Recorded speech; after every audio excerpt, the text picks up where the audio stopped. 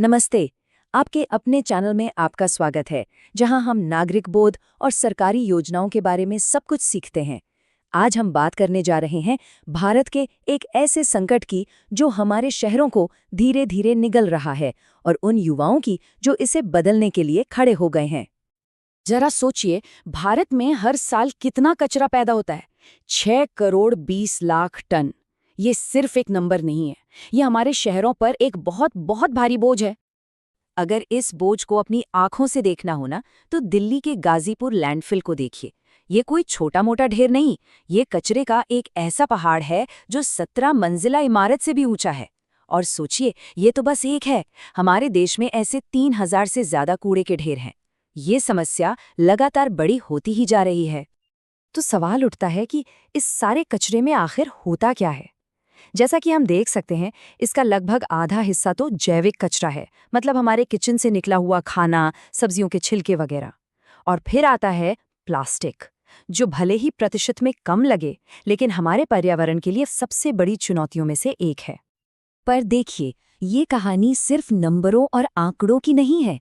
असली कहानी तो उन लोगों की है जो हर दिन इस कचरे के बीच जीते हैं, और उन लोगों की जो इसे बदलने के लिए लड़ रहे हैं।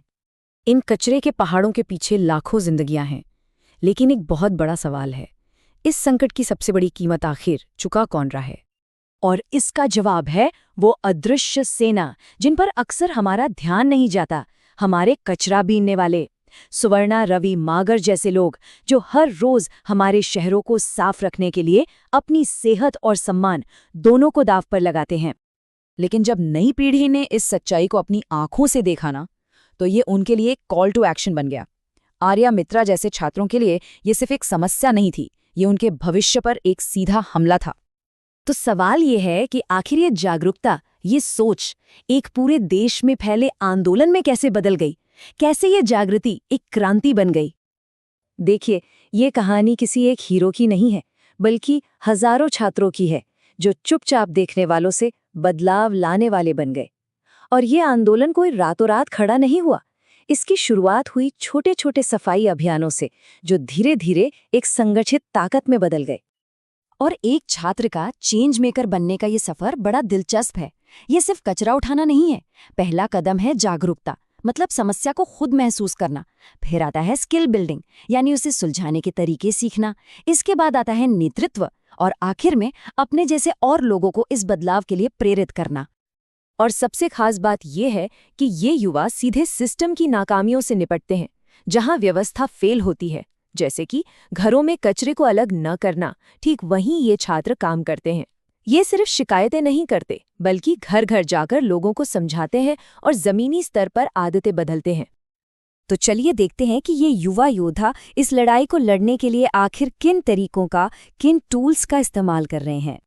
इनकी पूरी रणनीति एक बहुत ही सरल लेकिन शक्तिशाली सिद्धांत पर टिकी है, जिसे कहते हैं वेस्ट हायरार्की।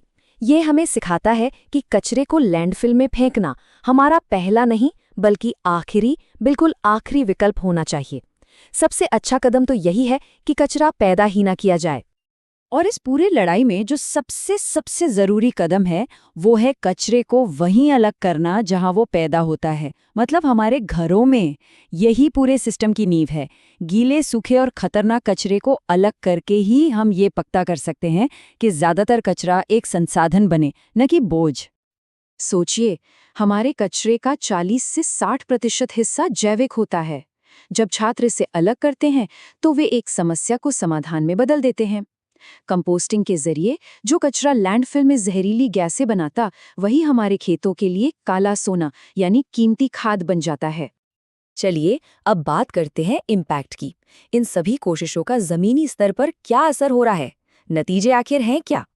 इन छात्रों की सामूहिक कार्रवाई के नतीजे वाकई हैरान करने वाले हैं। ये सिर्फ नंबर नहीं है, ये उन युवाओं की गिनती है जिन्होंने चुपचाप बैठने के बजाय खड़े होकर कुछ करने का फैसला किया है। और ये लहर पूरे देश में फैल रही है, जिसमें हजारों लाखों युवा शामिल हो रहे हैं। पर असली इम्पैक्ट इन नंबरों से कहीं ज्यादा गहरा है। ये व्यक्तिगत बदलाव की कहानी है। रिया शर्मा जैसी छात्राओं के लिए ये किताबी ज्ञान से जिंदगी का मिशन बन गया है। और असली क्रांति यहीं होती है, एक इंसान के भीतर।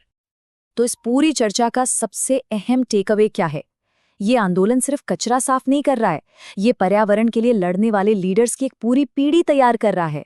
ये उस सोच को गलत साबित करता है कि आज का युवा परवाह नहीं करता। ये दिखाता है कि जब मौका मिलता है तो यही युवा सबसे बड़े बदलाव ला सकते हैं। अगर आपको ये जानकारी पसंद आई तो लाइक, शेयर, सब्सक्राइब करके हमारा समर्थन करें और हमसे नवीनतम अपडेट्स पाने के लिए बेल आइकन जरूर दबाएं। अगर आप अपनी पसंद की किसी योजना पर वीडियो चाहते हैं तो हमें कमेंट सेक्शन में जरूर बताएं।